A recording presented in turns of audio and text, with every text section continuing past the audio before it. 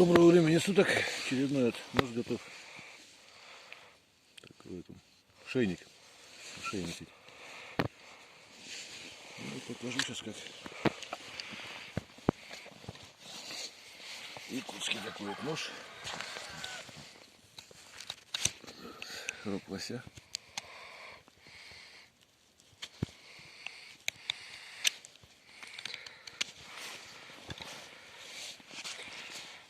Это вот кожа сухая, шкура, то есть.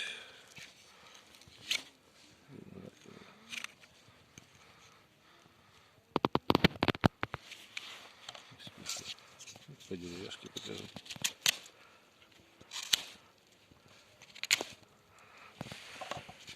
По дереву маленький. Ну, шейник такой, удобная вещь. Под курточкой носить хорошо, как бы это. Немножко вот так вот приблизительно.